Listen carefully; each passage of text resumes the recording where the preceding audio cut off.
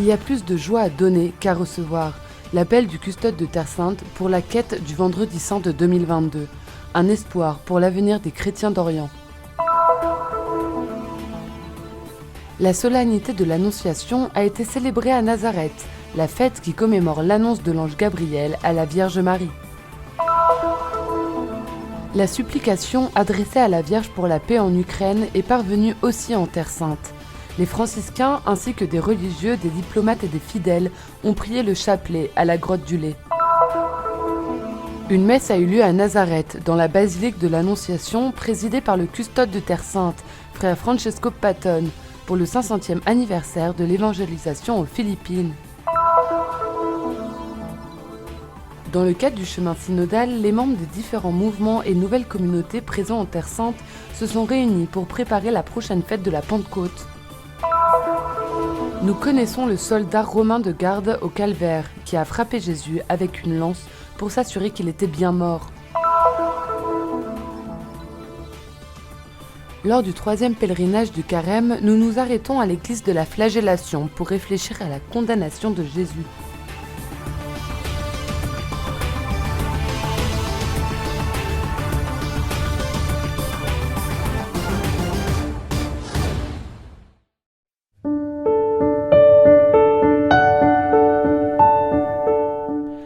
L'ange lui dit « Sois sans crainte, Marie, car tu as trouvé grâce auprès de Dieu. Voici que tu vas concevoir et enfanter un fils. Tu lui donneras le nom de Jésus. » L'annonce de l'ange à la Vierge qui a changé l'histoire de l'humanité a eu lieu ici même, dans cette grotte, à l'intérieur de la basilique de l'Annonciation à Nazareth. Siamo qui nel luogo del hic. Nous sommes ici devant le hic, ici, à l'endroit de l'incarnation du Verbe. Les témoignages judéo-chrétiens, les récits évangéliques, les fouilles archéologiques et la tradition se rejoignent en ce lieu, le lieu de la kénose de Dieu. Ici, il s'est incarné. Il s'est fait chair à travers le oui humain de Marie, un oui qui a changé le destin de l'humanité.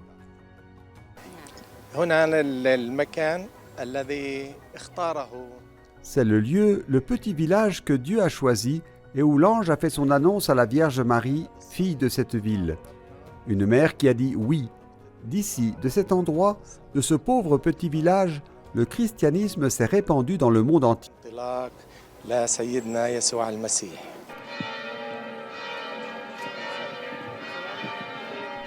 Les célébrations de la fête de l'Annonciation ont débuté le 24 mars avec l'entrée solennelle dans la basilique de Nazareth de sa béatitude Pierre Battista Pizzaballa, patriarche de Jérusalem des Latins. Elle a été suivie des vêpres et le soir de la célébration de la Vigile.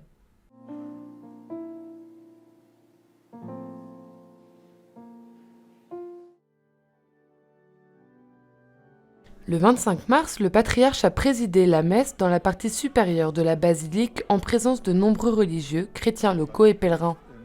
Dans son homélie, Pizzaballa a souligné comment notre Église est sur un chemin synodal où l'écoute est l'un des thèmes centraux. Je voudrais me concentrer sur ce point aujourd'hui. C'est l'une des premières leçons de ce que Paul VI a appelé l'école de Nazareth, une leçon d'écoute. La Vierge Marie a écouté la voix de l'ange, elle a fait sienne la demande qui lui est parvenue du ciel. Marie, ici à Nazareth, nous apprend à écouter, ce qui est plus qu'entendre, car cela signifie donner à l'autre une place dans notre cœur. Cela signifie mettre l'autre au centre de notre attention. Cela signifie aussi l'aimer.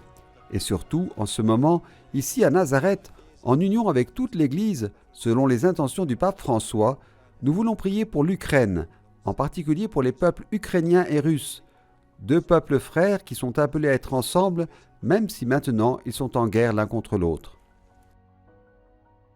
À la fin de la célébration, tous se sont joints à l'acte de consécration de la Russie et de l'Ukraine au cœur immaculé de Marie.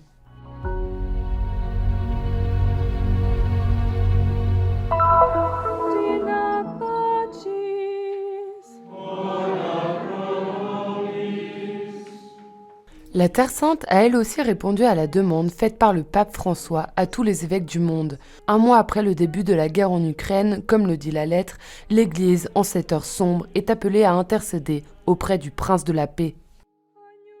Le lieu saint choisi pour l'acte de consécration de l'humanité et en particulier de la Russie et de l'Ukraine au cœur immaculé de Marie était la grotte du lait à Bethléem. Là, des franciscains, des religieux, des diplomates et des fidèles se sont réunis pour prier.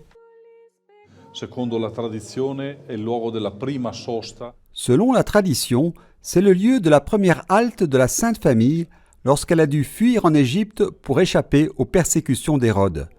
C'est donc un lieu qui rappelle la souffrance que connaissent encore aujourd'hui des millions de personnes déplacées, des millions de réfugiés exilés qui doivent quitter leur patrie pour protéger leur vie, la vie de leur famille, pour échapper aux guerres et à la violence. Quella della propria famiglia per sfuggire alle guerre, per sfuggire alle violenze.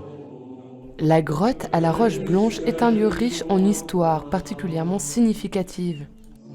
E questa immagine di Maria che offre. La grotte à la Roche Blanche est un lieu riche en histoire, particulièrement significative. Et cette image de Marie offrant son sein et qui nourrit est l'image de la miséricorde, de cette tendresse que Marie a non seulement envers l'enfant Jésus, mais envers toute l'humanité. Nous savons que Marie a nourri cet enfant pour qu'il soit notre sauveur. In questo momento manca la pace. En ce moment, la paix nous manque, et nous demandons par l'intercession de Marie qu'elle obtienne de son Fils le don de la paix entre la Russie et l'Ukraine, entre tous les pays en conflit, la paix dans toutes les situations qui, en ce moment, ont besoin de réconciliation. Bisogno in questo momento di riconciliazione.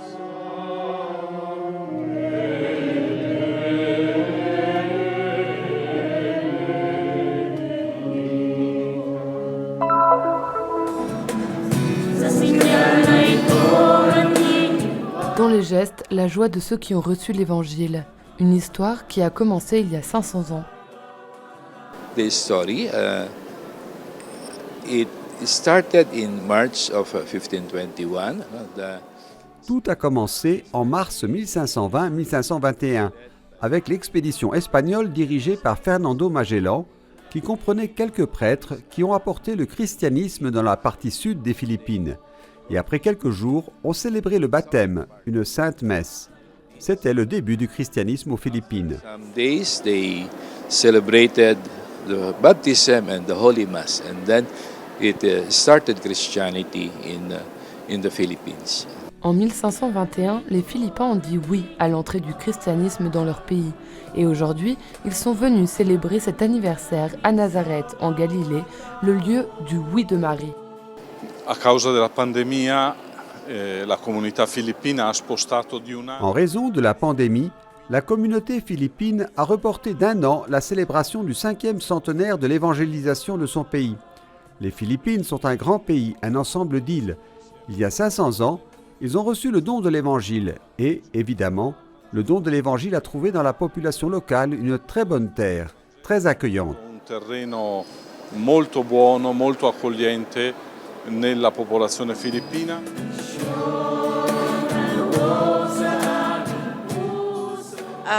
We are gathering Nous avons réuni des Philippins de différentes régions de Terre Sainte pour la célébration de cet anniversaire. in order to celebrate this closing liturgy.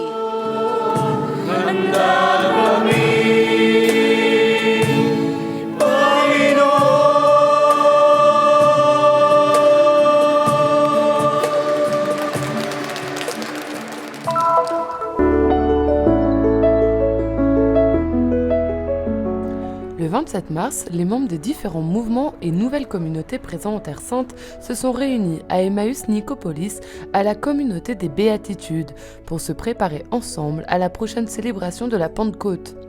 La réunion s'est ouverte par une messe célébrée par le père David Neuhaus, coordinateur du synode. Ce rendez-vous s'inscrit dans le cadre du chemin synodal voulu par le pape François, qui dans cette première phase se déroule au niveau local. En particulier, l'initiative s'inscrit dans la continuité du travail commencé avec le patriarche de Jérusalem des Latins, Pierre Battista Pizzaballa, qui a invité les mouvements et les nouvelles communautés à grandir dans la compréhension mutuelle et à voir dans leur propre charisme la contribution que chacun peut apporter à l'Église locale. Nous avons vraiment besoin de l'effusion de l'Esprit Saint pour nous tenir debout et marcher droit, afin d'être les témoins de la résurrection avec la joie, le chant, la danse de ces nouvelles communautés. Nous avons quelque chose à apprendre. J'espère que ces nouveaux mouvements qui font partie de l'Église qui chemine en Terre Sainte apporteront leur contribution à ce renouveau que nous voulons vivre pendant le synode. Immédiatement après la célébration, les participants se sont rendus à l'intérieur du musée pour un moment de partage suivant les indications du patriarche. En effet, à cette occasion, il a déclaré que les nouvelles réalités sont un signe de la providence et un désir de Dieu. La présence des charismes, a-t-il ajouté, est constitutive de l'identité de l'Église. Lorsque le Père David a élevé le corps de Jésus, j'ai été frappé par le fait que nous étions ici, à Emmaüs, là où, au moment même où Jésus a élevé le pain pour le bénir, les yeux des disciples se sont ouverts. Et le Seigneur veut aussi nous donner quelque chose de plus. Il veut nous faire un cadeau. C'est comme s'il nous avait réunis ici à Emmaüs pour nous ouvrir les yeux aussi et nous conduire sur le chemin vers Pâques et ensuite vers la Pentecôte.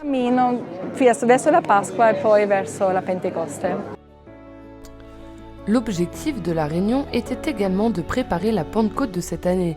De la discussion, il est ressorti que le chemin entrepris sera un processus de communion et de connaissance, fait de petits pas, tout d'abord d'écoute mutuelle, puis de propositions concrètes qui peuvent contribuer à changer le monde. Comme cela s'est passé dans l'Église primitive, qui après la Pentecôte, surmontant la peur, a été témoin du ressuscité.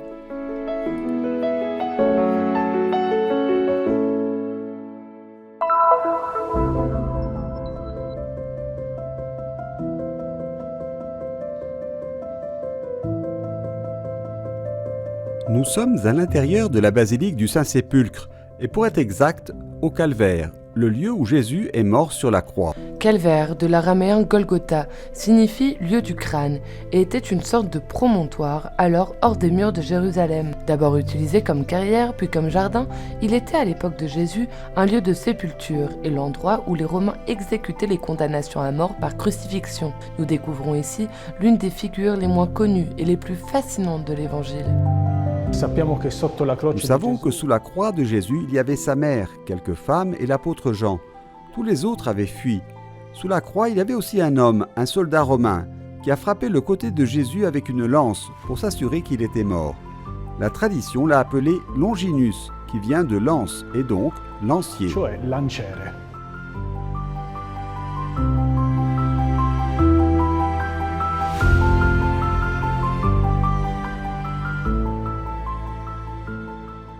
C'est une tradition plus tardive qui fusionne deux personnes dans la seule figure de Longinus. Le premier est le soldat romain relaté dans l'évangile de Jean, celui qui a frappé le côté de Jésus avec une lance, d'où ont coulé du sang et de l'eau. La deuxième personne, nous la trouvons dans les autres évangiles, lorsqu'il nous parle d'un centurion romain qui, voyant Jésus expirer de cette manière, fit sa profession de foi. Vraiment, cet homme était fils de Dieu.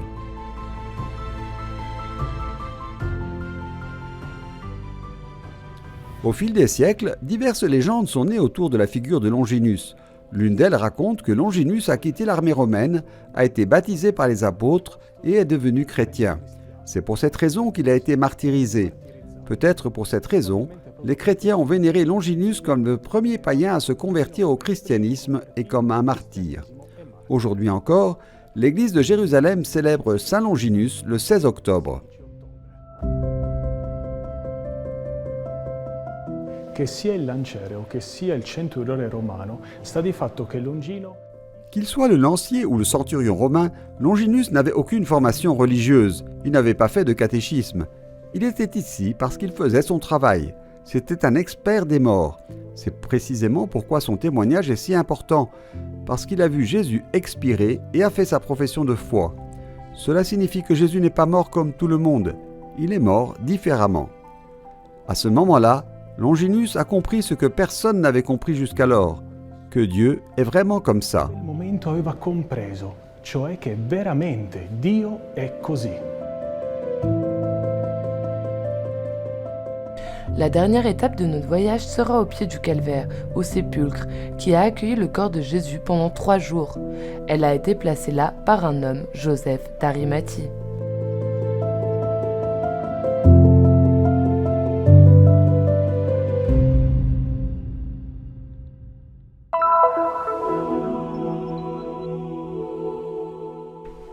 Les rues étroites de la vieille ville de Jérusalem nous mènent au début de la Via Dolorosa.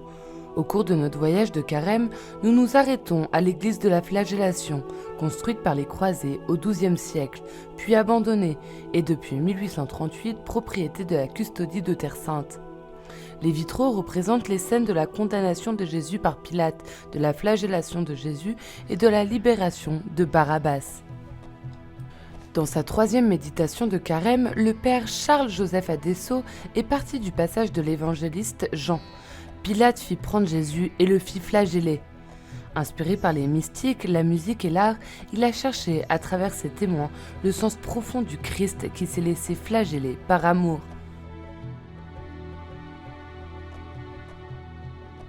Mi sono ispirato al bellissimo film di Mel Gibson. Je me suis inspiré du très beau film de Mel Gibson.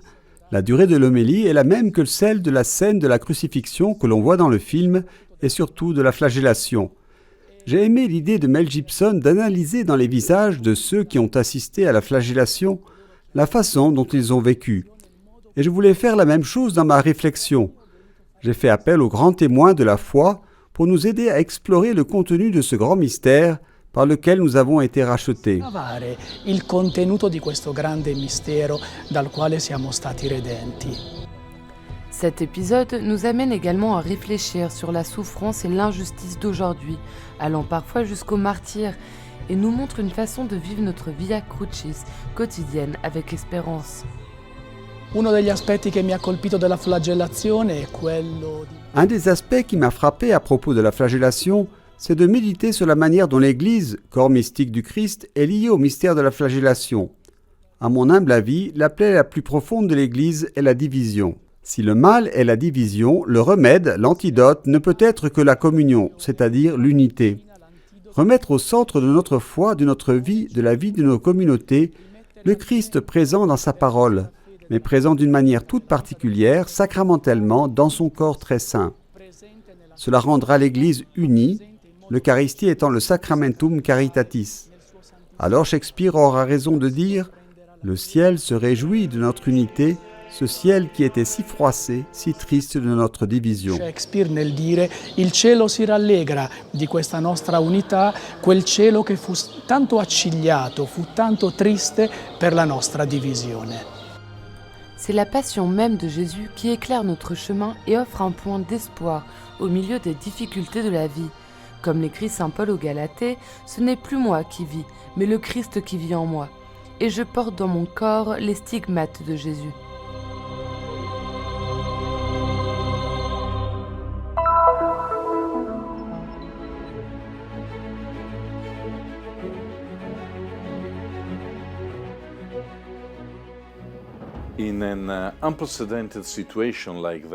Dans la situation sans précédent de ces 2 dernières années, nous, franciscains de la custodie de Terre Sainte, avons cherché à poursuivre notre mission. Dans les sanctuaires vidés de leurs pèlerins, nous avons intensifié la prière donnant voix aux cris de toute l'humanité.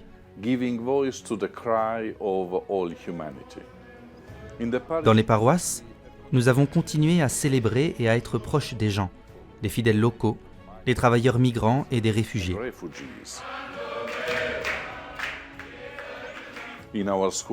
Dans les écoles, nous avons cherché à éduquer dans la fraternité et l'espoir.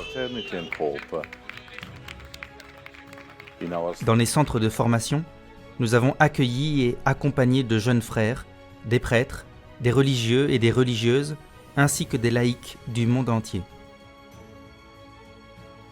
Avec difficulté, nous nous sommes efforcés de soutenir matériellement les communautés les plus faibles, les communautés de Bethléem et de Jérusalem, qui sans pèlerins n'ont plus de travail.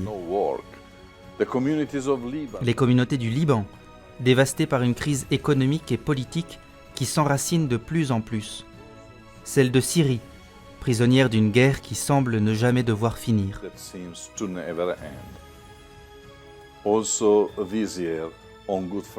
Cette année encore, pour le Vendredi Saint, je vous invite à vous souvenir de nous, vos frères et sœurs qui vivent en Terre Sainte. Aidez-nous, selon la générosité de votre cœur, en vous souvenant des paroles du Seigneur Jésus, il y a plus de joie à donner qu'à recevoir. Than in receiving.